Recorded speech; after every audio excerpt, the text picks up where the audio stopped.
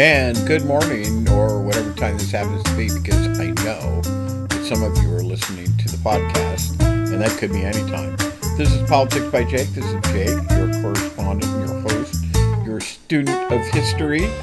And we do this little thing on KCAA at kcaaradio.com. And we do this little Monday and Friday thing where we talk about political education, where we talk about identifying trends, historical trends, the importance of history, the importance of political education. Because most people are very poorly politically educated. And somebody probably always call me up and say, "Oh, well, Jake, you're wrong about that." Generally speaking, there is no political education in schools anymore. There are no more government classes.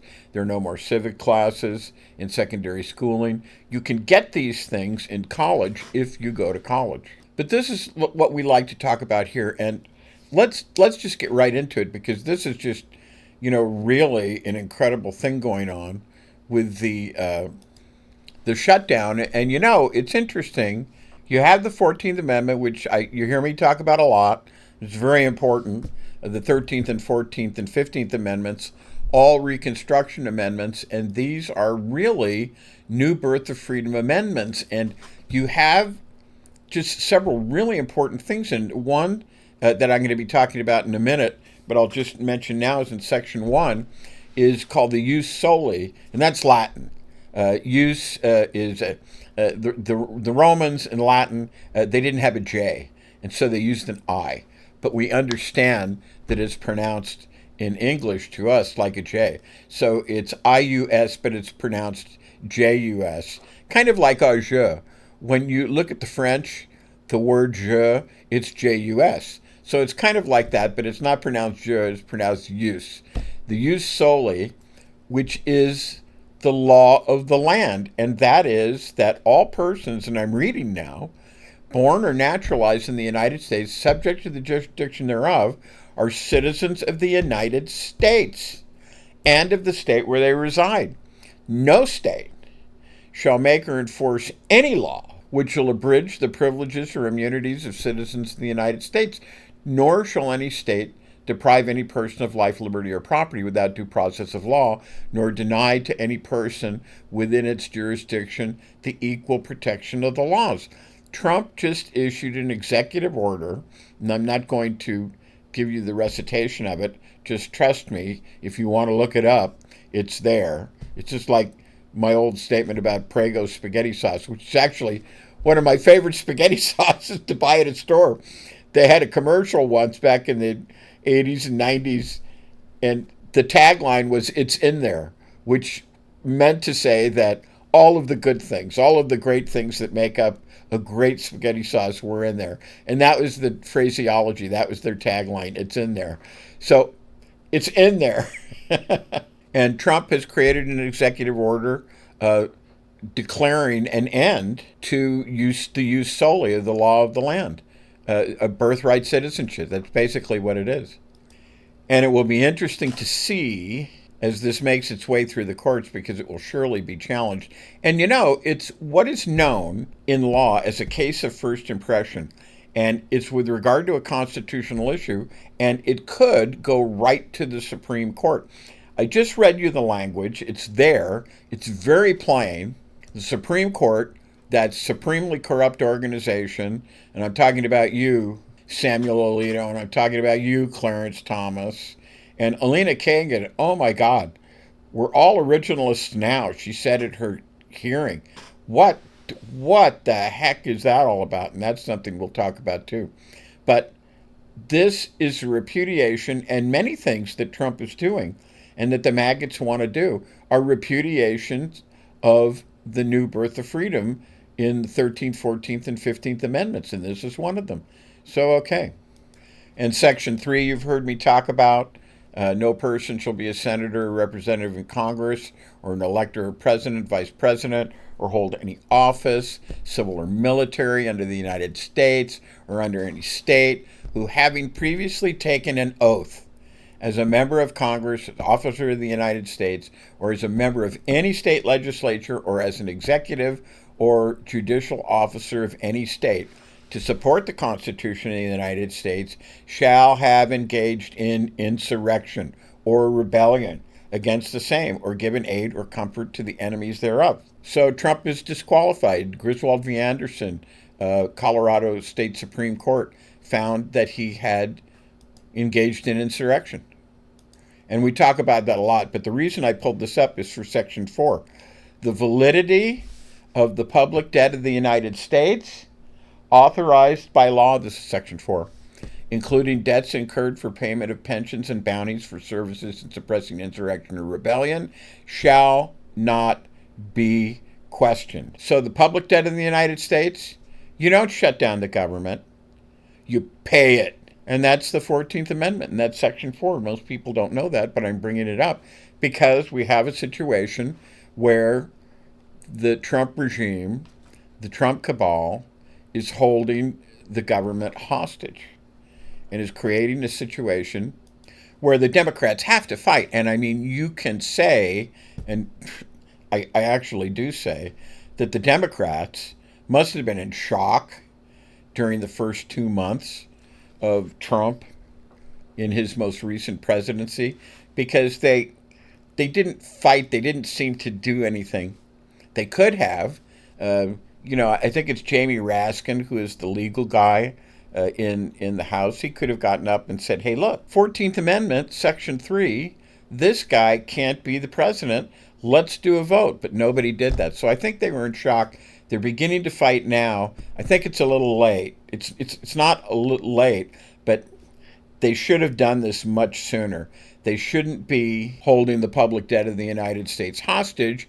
When stuff like this happens, the entities that rate the creditworthiness of governments just knock down the bond ratings even further. And one of the things that we sort of kind of talk about are the deficits that we have. We have kind of big deficits. In 2024, the federal deficit was about $1.8 trillion, and that's equal to about 6.4% of the GDP. And that's, you can check that out at usgovernmentspending.com. That's where I'm getting those numbers. The Congressional Budget Office projects that if something is not done, the debt will rise to about 118% of GDP by 2035 under current law. And in coming decades, they're projected to average about 6.3 of the GDP. The difference between the way Trump and his allies intend to shrink the budget, they want to shrink government. That's not going to do it.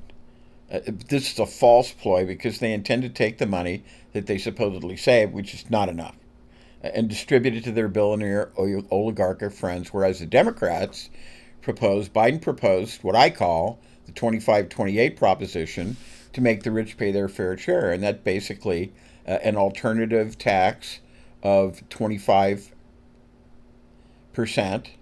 an alternative minimum on corporations, and then a 28% top income tax rate, and then a 28% tax on capital gains, whether they are taken or whether they're just sitting there. In other words, you can do two things. You can pay a tax on capital gains if they're just sitting there and you have them in play, but nothing's happening to them and they've accrued.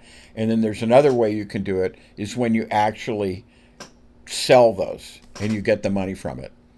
And so that's why I call it 25, 28, 28. And it's been calculated that if that were implemented, that would basically, over a 10-year period of time, really, really shrink the deficit. So, okay, welcome to the show. This is Politics by Jake, and we will be back. We'll have a lot more. I'm not sure I'm even going to get to it, but we'll have a lot more. And now here's a word from one of our sponsors, Twain Consulting. Hi, this is Jake with Twain Consulting. Let's be blunt, shall we? America is litigious. It's unstable, and it's financially weaponized. If your name is on everything you own, you're a sitting duck. At Twain Consulting, we help you vanish legally, ethically, and permanently. From land trusts to layered LLCs, we teach you how to restructure your assets so the predators can't see them and can't touch them. This isn't a loophole. It's a strategy that the wealthy have used for decades. Isn't it time you got the same protection? Call Twain Consulting at 805-380-5699 or visit us online. Protect what's yours before someone else claims it. And now let's get back to Jake and Politics by Jake.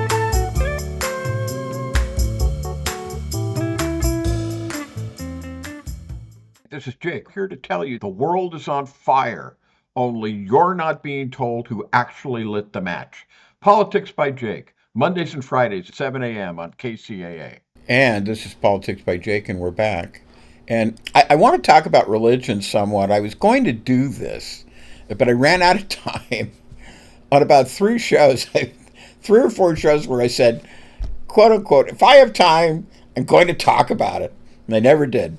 So let's take some time now, more at the beginning of the show, so I do have enough time. And let me give you my point of view on this. I had a history professor when I went to Dean College. Dean is in Massachusetts, great school. Highly recommend that you go there. And he spared no one's ears, and he was curmudgeonly, and he was tough. I mean, he was the guy who you would go to his history class, and then you had to go to a separate history lab. He was really, really something. And he spared no one's ears at all to declare that religion was the cause of just so much misery in the world. And so what did he mean by that? And in order to kind of, much could be said. But let's just go through a little exposition, not much, but let's just touch on some of the reasons why he might have said that. You know, not every single one, but religion or rulers using religion, this was the spark or the accelerant for a frightening number of wars. You have the Crusades and there were several of them, from 1096 to 1291. This was a series of holy wars, you'll excuse the expression, between Latin Christendom and Muslim states. Bloodbaths across the Middle East and Europe. You have the Albigensian Crusade, 1209 to 1229. This is like 20 years. This is the last 20 years. This is amazing. The Crusades lasted at least 250 years, 1096 to 1291. Just unbelievable. And the Albigensian Crusade was the Catholic Church wiping out something called the Cathar heresy in southern France, and it was a near genocide of the Cathars. You have the Hussite Wars, 1419 to 1434. Bohemia torn apart after Jan Hus's execution for heresy. You have the Wars of the Reformation in the 1500s and the 1600s. 2 centuries of wars. Europe split Protestant versus Catholic. The German Peasants' War, 1524 to 1525, is partly religious. It was partly social revolt. You have the French Wars of Religion, 1562 to 1598. Decades long. Catholics versus Huguenots. The St. Bartholomew's Day Massacre alone killed tens of thousands. And, you know, we don't have the time to go into these things except to enumerate them. So listen to them again and get the information and then look it up on the internet. That, you know, Wikipedia and other searches can do just as good a job of explaining it as I can. You have the Dutch Revolt. The Dutch Revolt lasted for 80 years, 1568 to 1648. Protestants versus Spanish Catholic monarchy. You have the 30 Years' War from 1618 to 1648. Now, this is a big one. Protestant and Catholic states in the Holy Roman Empire, which my history professor told me was neither holy nor Roman, up to 8 million dead. 8 million dead. You have the English Civil Wars, 1642 to 1651. Puritan Parliament versus Anglican monarchy, religious fuel under the politics. You have the Salem witch trials in the United States, when it was not the United States, 1692 to 1693, not a war, but a miniature civil bloodletting in New England driven by religious paranoia. You have the partition of India in 1947, Hindu versus Muslim. Millions of people displaced. Hundreds of thousands dead. You have the Lebanese Civil War, 1975 to 1990. Christians versus Muslims, tangled up with Cold War politics. You have Northern Ireland, the period known as the Troubles, the 60s to 1998, late 60s to 1998. So basically, 30 years. Protestant Unionists versus Catholic nationalists, religion entangled with politics and identity. And layered through most imperial wars, the Spanish conquests, the Ottoman expansions, and even the rhetoric of American colonists. Religion was either the banner or the excuse. So when it came time to create the United States, the Founding Fathers, they knew all of this stuff, at least the stuff that had happened up to the point where they were alive. And they generally didn't want any melding, any coalescence at all, church or state. And you have them basically saying this, and I want to give you some quotes about this. Washington wrote a letter to the United Baptist Churches of Virginia. The date is May 1789. He said, "No one would be more zealous than myself to establish effectual barriers against the horrors of spiritual tyranny and every species of religious persecution." To the Hebrew Foundation, congregation in Newport, August 1790. "For happily the government of the United States gives bigotry no sanction, to persecution no assistance." And Jefferson talks about, and this is the one I love, he talks to the Danbury Baptist Association, and this is January 1st, 1802. He talks about building a wall of separation between church and state. And you'll talk to people about this who are religious people, and they think the wall goes only one way.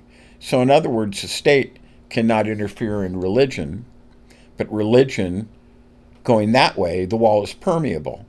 So they can interfere with the affairs of state. And this is not what Jefferson thought, and it's not what Washington thought either. He talked about building a wall of separation. Absolute separation. Not one going one way and one going another, but an absolute wall of separation between church and state. You have Madison saying, "We maintain, therefore, that religion is wholly exempt from civil cognizance," and vice versa. And he warns that even forcing 3 pence in support of religion breaks the principle. He also praises equal and complete liberty among the sects as a cure for religious strife. And in something called the Detached Memoranda that was around 1817 to 1820, he calls for the separation to be strongly guarded, criticizes even the payment of government chaplains and executive religious proclamations as contrary to the pure principle of religious freedom. John Adams had an interesting statement here in the Treaty of Tripoli, which was ratified in 1797, Article 11, and this text, this was ratified by the Senate. So this isn't just President John Adams shooting his mouth off. The entire Senate of the United States ratified this. He said, "The government of the United States of America is not, in any sense, I repeat, in any sense, founded on the Christian religion." Benjamin Franklin always wanted to turn phrase. He did a letter to Ezra Stiles, March 9, 1790. He says the fundamental principles of all sound religion, doing good, useful context for the founders' broad religious liberty, not a church-state, policy letter. James Madison, religion flourishes in greater purity without than with the aid of government. So you see, there's this separation, total separation of the church and state. That's his writing. Every new and successful example of perfect separation between ecclesiastical and civil matters is of importance. Benjamin Franklin said, "When religion is good, I conceive that it will support itself, and when it does not support itself, it is a sign of being a bad one." So I could talk at greater length about this, but I'm just going to let this go for now. Well, we're at the point of another break, so we're going to do that. And this is Politics by Jake, and we will be back. And now here's a word from one of our sponsors, Twain Consulting.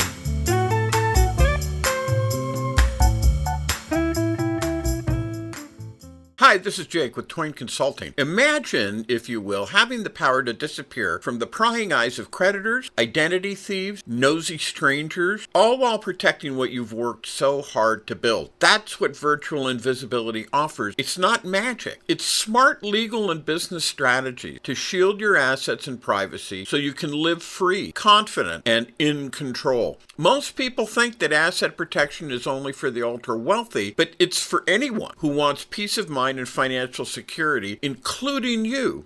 Don't wait until it's too late. Take control now. Call me at 213-465-0639 or go to facebook.com/Twain Consulting to learn how virtual invisibility can protect you and your family, because when you're invisible to risk, you're unstoppable. Now let's get back to Jake and Politics by Jake.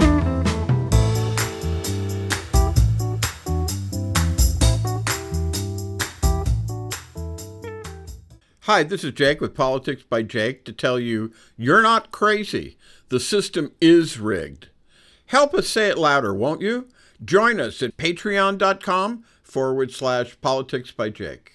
All right, so this brings us up to the present. It was again a bad week for Trump. That ought to comfort people and encourage them to keep fighting to redouble their efforts, and that's what I would recommend. So some of these things are so well known that you just need to mention them. It's very much present for many, many people. We had on the 20th, before the week even began, we had pretty good demonstration in Midtown Manhattan, like 25,000 plus people, maybe as much as twice that. I don't know, 25,000 at least. There were to make the billionaires pay.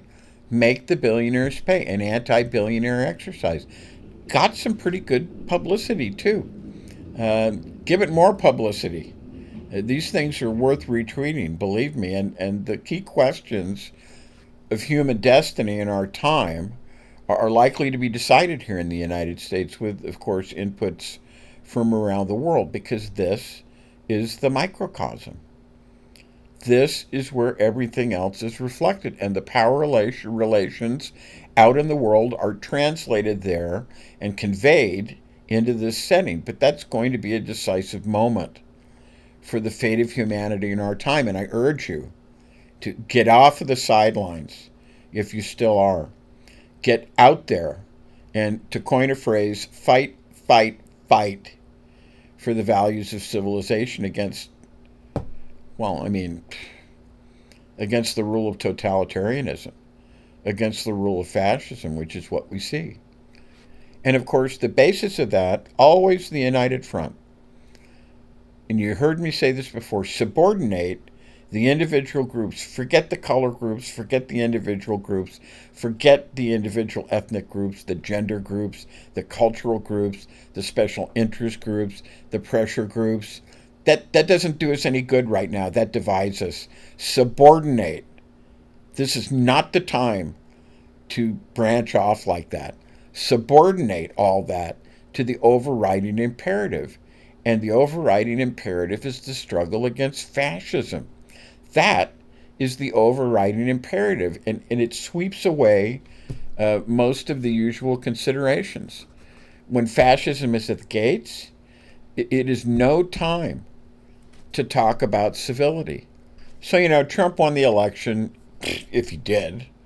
He didn't win it by much, 1.5% at the very most, as far as the national popular vote is concerned. So there was no landslide. And don't be fooled by what he says. None of that garbage. That's nonsense. That is not to be entertained. But here we go. Actually, I want to talk about this in a little bit more dramatic form. But I hate to do this, but I'm going to do it anyway. Let's talk about a poll. We have the Associated Press, University of Chicago National Organization, NORC, N-O-R-C. Anyway, it's the National Public Opinion Research Center. And this is from, it's a couple of weeks old. It's from the 19th of September. 39% approve of Trump. 60% disapprove of Trump on economics. 37% approve of Trump, 62% disapprove. Okay. And of course, that's supposed to be his strong suit. All of these poor, duped individuals, credulous, easily led, misled, lied to, gaslit. They say, well, a businessman would know how to balance the budget. Well, that's exactly what businessmen don't do. Their expertise is, and their desire, as I've said on the show many times, is parasitizing the government, because there's lots of big pots of money in there. And I have warned you and counseled you, my listeners, not to shoot beyond the mark and think, oh, well, these people are, trying to improve government, or they're trying to make sure that government is running to fit. Don't stop. They're parasites, they're predators, they're rent seekers. They're not there to balance the budget at the expense of people like themselves. They're not going to do that. So, that's one. Immigration, 43% approve, 56% disapprove. And of course, on something like this, with immigration, if you ask them, what do you think about the ICE raids, the ICE Gestapo, and what do you think about the mass thugs in your neighborhood? Then it goes further, much further down than that. It's already an unpopular minority issue. How about foreign affairs? Oh boy, appeasement city. Foreign affairs, 39% approve, 59% disapprove. And that's really, it should be much worse because of the humiliation that the United States is undergoing in the realm of appeasement. So how about anti-crime? 46% approve, 53% disapprove. So he's underwater on that. When you're below 50%, you're underwater. That's called being underwater. How about trade? 36% approve of the tariff regime, which is, stupid. Talk about that in a minute. Rest of them disapprove. How about his handling of health care? That's one of the weakest. This is where we get right into the Medicaid, Medicare, Obamacare, things like that. 35% approve of Trump on health care. And you want to know about the next generation of MAGA? How about J.D. Vance? He gets 32%. 32%. He's the weak spot in the whole weak regime. Okay, so I think it was in the London Financial Times, May 2nd, 2025. We had Robert Armstrong, who's one of the journalists, some kind of editor at the Financial Times. So this is the Wall Street Journal, okay. The Financial Times is the Wall Street Journal for the City of London. And it spreads out internationally, I think, rather more than the Wall Street Journal. So anyway, 2nd of May, 2025, Robert Armstrong had just observed how Trump came forward with this lunatic, and it's crazy, lunatic tariff program. And of course, gaslit, mendacious, prevaricating. 2nd of April, he came up with the tariffs, and by the end of 1 week, after the stock market had gone down 10% in 2 days, Trump took it back. Taco. Trump always chickens out. And at this point, Robert Armstrong of the Financial Times coined that famous phrase. And that's the taco theory. The taco theory says just what I said. It's an acronym, okay? Trump always chickens out. Taco. And he was asked about this at the White House. And he lost his temper immediately. So the taco theory, one of the indices, in other words, you can see the polling numbers going down. They're going down. And you can see the number of taco reversals, that is, the retreats and so forth.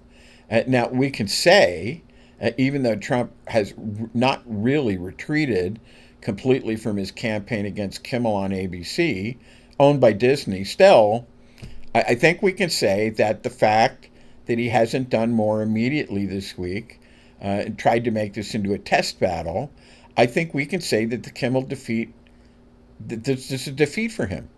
And it counts as a taco. Well, let that be as it may. It is a weak, evasive, unpopular minority president. I think the most outstanding of all these is backing off from the threats against the city of Chicago. And the city of Chicago is the great American city, right? New York, capital of the world. It's really a state in and of itself. Los Angeles, the freeway, mythology of Tinseltown. But Chicago is the great American city. And Governor Pritzker, governor of Illinois, did yeoman service by going out there and saying, stay out of Chicago. We don't want you. Stay away. And Trump has not attacked Chicago. And I've never heard any broadcast medium say, hey guys, did you notice Trump backed down on Chicago? It was corrupt, controlled corporate media. The media that has failed. I haven't heard him say anything about that. He tacoed. Okay. So here's another couple of taco things. They're just samples. I don't have any exhaustive catalog. It would, take too long anyway. Chicago is an example, less noticed, because the thing about I'm going to attack you, there's no conclusive moment necessarily. There's no moment where you say, I guess that's over, because you never know, right? Because you're tempting him to come back and undermine that. The Doge mass firings, we're told approximately 300,000 federal workers were driven out of the government. And now, the driven out, that means they were fired. It means put in a position where they were happy to take a buyout. And any other means to get them out. 300,000 federal workers. And now that was under Doge and Musk in that nightmarish first couple of months. Doge is now rehiring many of those people they fired because they were wrecking the functions of federal government. You see, this thing about shrinking federal government, it's all nonsense. I'm all for it. If Trump or the maggots say, we want to, I'm all for federal government running more efficiency, but they're not sincere. And they're just destroying the government, and it is more that is what they wish to do than any bid for efficiency. So, they've had to hire them back, and I'm glad that somebody knows we think we've got to bring back a lot of these people. Bring back as many as you can, because that's your human capital. That's the trained labor power you need to have a functioning government that's not made up of idiots like Hegseth or Tulsi Gabbard or people like this who fundamentally are amateurs and don't know what they're doing. They're ideologues. They're not effective public officials and public servants. How about that plan for South Korea and South Carolina, where Trump sent in his myrmidons, his thugs, that's what it was. 500 were arrested, humiliated, and then a lot of them left. A lot of them said, I'm sick of this place. I'm not coming back here. And you have the Prime Minister of South Korea had to say essentially, Trump, please, sir, you're not going to get any investment if you treat the envoys of the people who are building the factory in that way. And at this point, let's take a break. This is Politics by Jake, and we will be back. Lots more show coming up. Stay tuned. And now here's a word from one of our sponsors, Twain Consulting. Hi, this is Jake with Twain Consulting. Let's be blunt, shall we? America is litigious. It's unstable, and it's financially weaponized. If your name is on everything you own, you're a sitting duck. At Twain Consulting, we help you vanish legally, ethically, and permanently. From land trusts to layered LLCs, we teach you how to restructure your assets so the predators can't see them and can't touch them. This isn't a loophole. It's a strategy that the wealthy have used for decades. Isn't it time you got the same protection? Call Twain Consulting at 805-380-5699 or visit us online. Protect what's yours before someone else claims it. And now let's get back to Jake and Politics by Jake.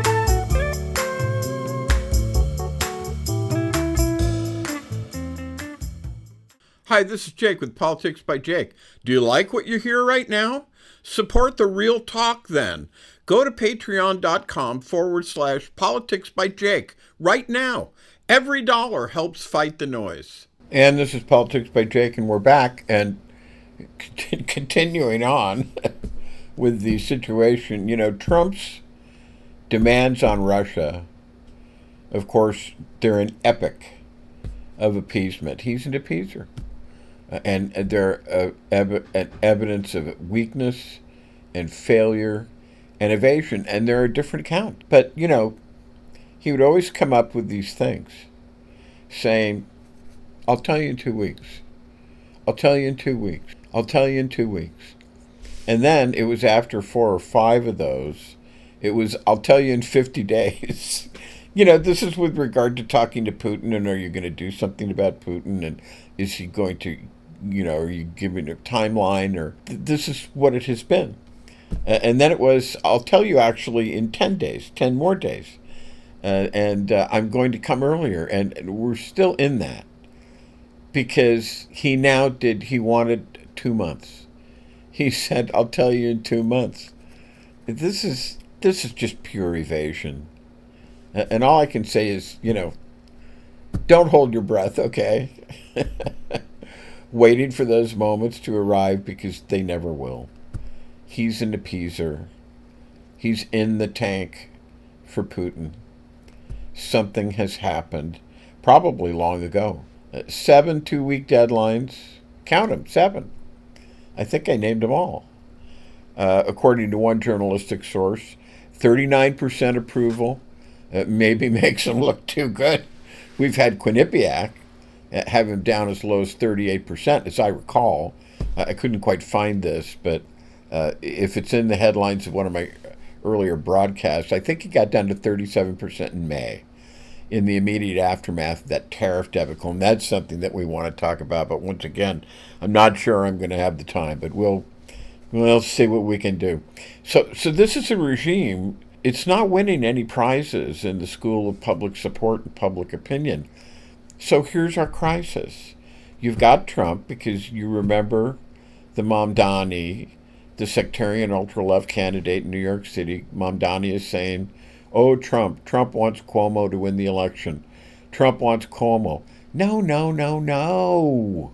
Trump's secret dream scenario, and may I say, not only Trump, but the rest of the fascist right and reactionary right, and those who think they're conservatives like Mitt Romney, their dream scenario is that Mamdani becomes the mayor of New York and then attempts to implement his program.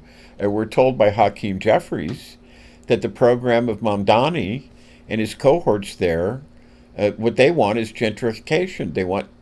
It's typical. That was the base of AOC, Alessandria Ocasio-Cortez, who does yeoman service, but she insists on calling herself a democratic socialist. And it was pointed out at the time, a gentrified group in Sunnyside, Queens, by the old Sunnyside freight cars were key.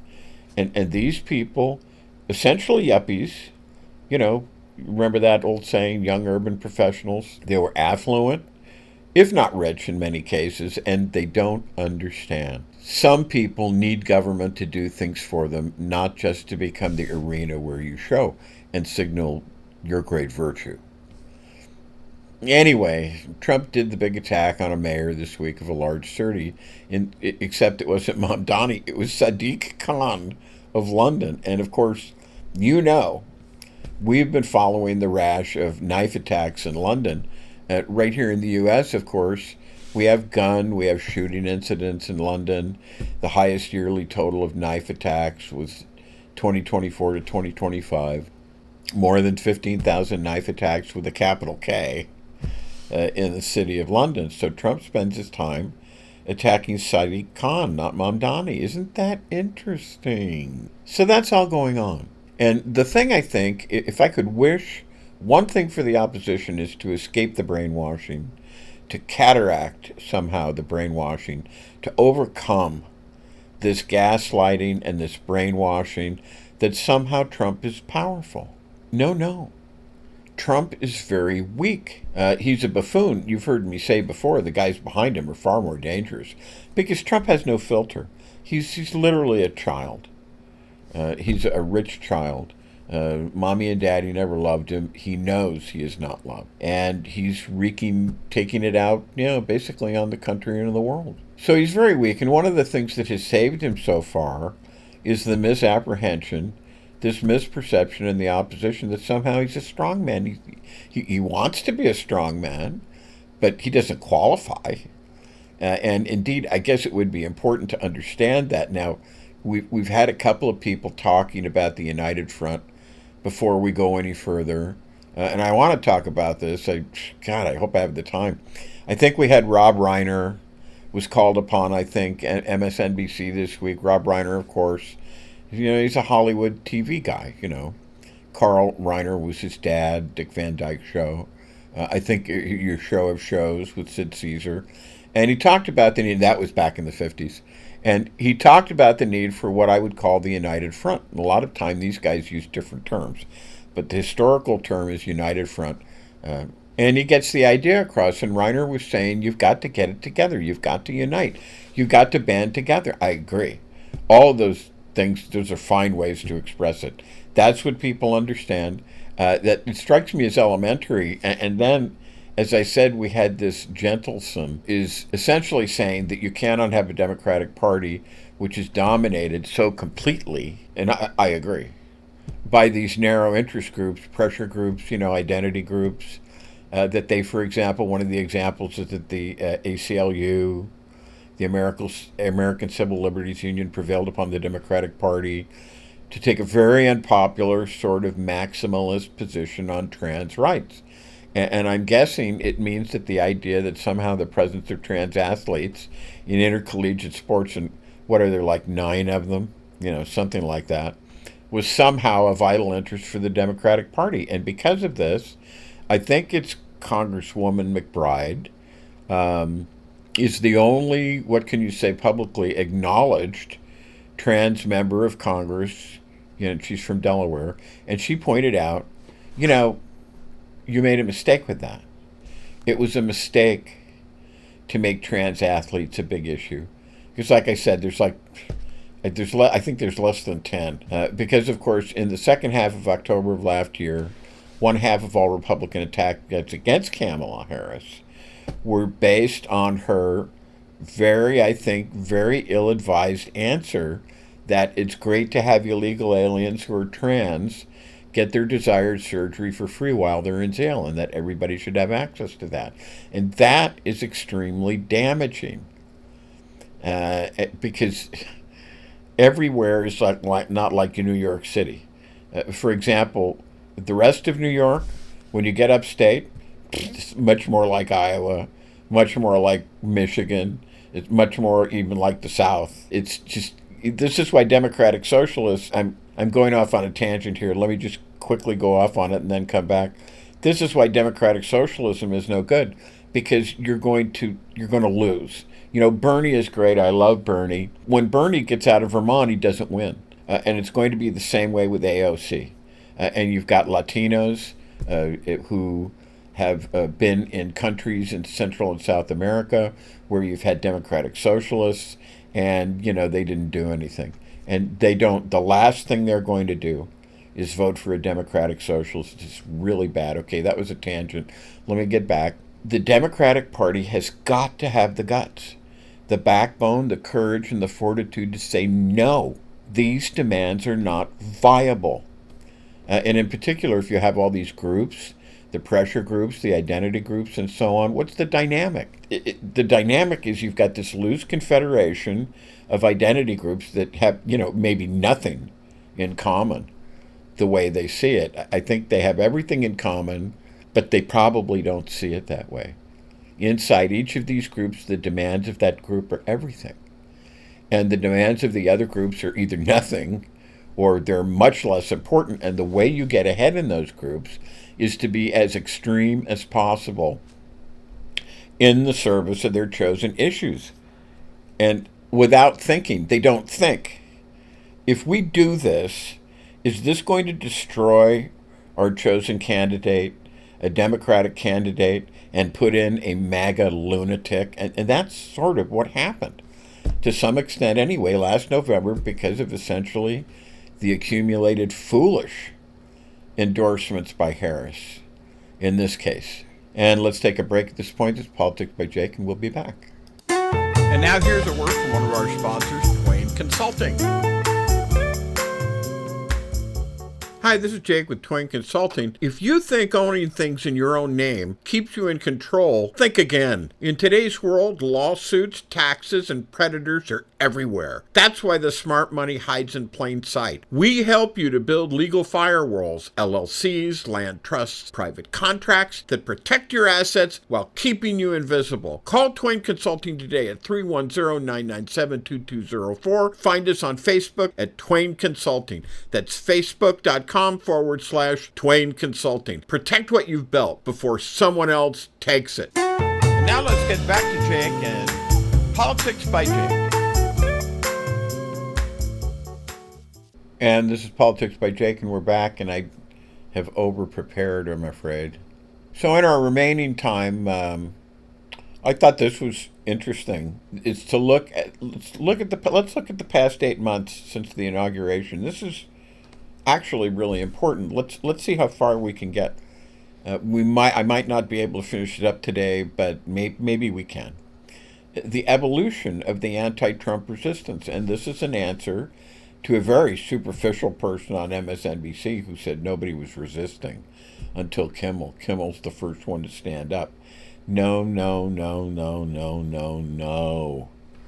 That's profoundly wrong. As a matter of fact, before the November election last year, during that election, after that election, the interregnum, and during and after the counting of the electoral votes on January 6th, all the way through the inauguration of Trump on January 20th, there has been a coherent anti-Trump front. And I would say that the essence of this time has been its chaos, its turbulence, its anxiety and needless suffering that has inflicted upon the world, and indeed the objective damage to human life caused by the sabotage of something like USAID, which is literally out of business now. It's unbelievable. And let me also say, we've talked about Trump as an appeaser of Russia. They just did that in another segment, which I guess is his ruling passion. But he's also an appeaser of the People's Republic of China, the proverbial butchers of Beijing, the Chinese communists who attacked the United States and North Korea around Thanksgiving of 1950. How does he do that? Well, by stopping soft power in the United States worldwide. That's a form of appeasement, which is mainly directed against the communist Chinese. That is to say, on June 20th, by that point, under this unfortunate Kerry Lake in Arizona, 85% of the staff of the Voice of America, something that goes back to 1942, creature of World War II, tell the U.S. story to the world. 85% of that was gone. And if you try to find it on the internet, last time I looked, it's all frozen back several months ago. So this has to be revived. We're not mourning the Voice of America. We're here to commit that the Voice of America has to come back. Better than it was, sure, but come back it must. Come back it can, come back it must, and come back it will. And the Democrats in the various identity and color groups need to get a clue as to what we're really talking about here. Put aside their sectarian differences, because none of this matters if you can't win the election. Win the election first. So pay attention to these important things. And of course, the other one is USAID shutdown, which was complete, more or less, by July 2nd. It has ceased to exist. So those two things, Voice of America, USAID, they are the precursors of everything else that Trump has done. And let's have NVIDIA sell the most advanced silicon chips to the mainland Chinese. Let's have some obscure, now really you can't see it, the ascendancy of the Ellison Oracle Group over so much of the cyber world. It's now going on. This is what Trump does: rule by decree, rule by chaos, rule by infamy, rule by turbulence. And however, always a coherent front of resistance from the Democrats and other well-intended, well-meaning persons, such as November on Election Day. You've got to remember, there were 75 bomb threats sent into polling places in Democratic districts. A lot of times, they were swing states.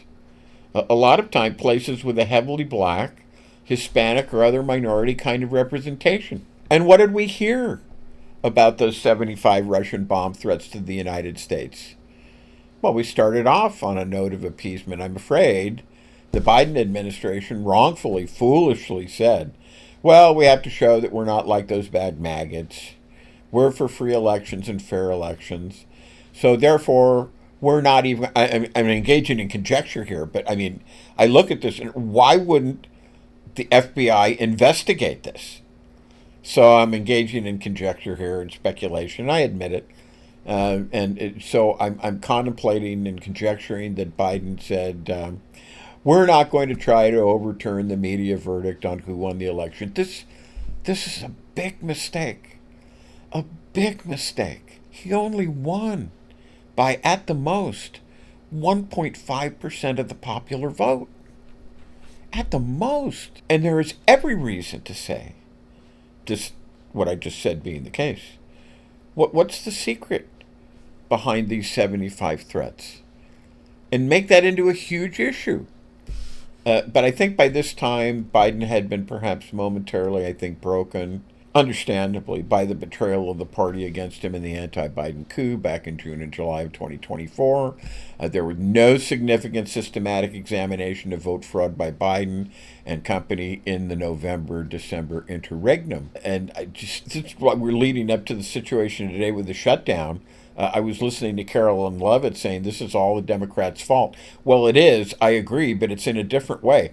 It's not the fault of the Democrats to be trying to claw back $880 billion with a B, $880 billion over a period of 10 years that's going to cause people's medical insurance and premiums to go up 75%, that's going to make it so that they can't get their drugs and their meds from the pharmacy because it's going to cost too much. It's not the mistake of the Democrat that they're doing it now. It's the mistake of the Democrats that they weren't doing this long ago. Months and months and months and many months. Back to November, December of 2024. Many months ago.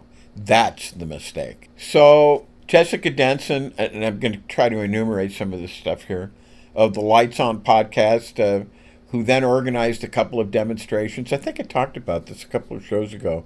Actually, demonstrations in different parts of Washington, D.C., building up to January 6th. And the main demand was, on January 6th, when the two houses meet to count the electoral votes, it's time, and this gets to my point that I was just making about it's the fault of the Democrat. It's time for the Democrats to raise the question of the insurrection clause of the 14th Amendment. The fact that Trump is an insurrectionist. Provably. Griswold v. Anderson, Colorado State Supreme Court. Excellent opinion.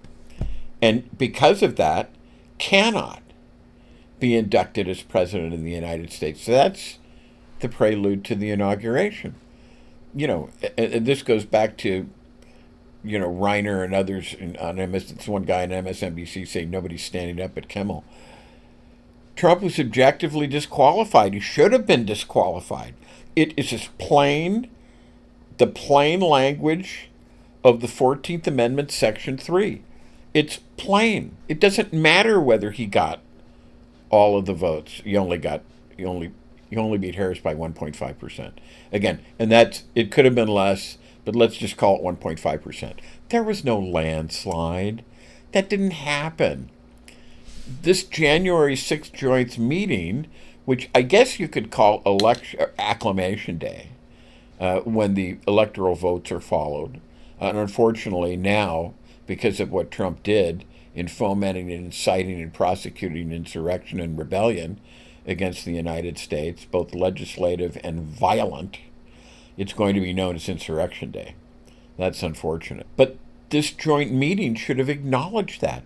But they didn't. And this explains why. And it's the only thing you can come up with. And I don't understand it because I was doing the show in November of 2024 and I wasn't stunned.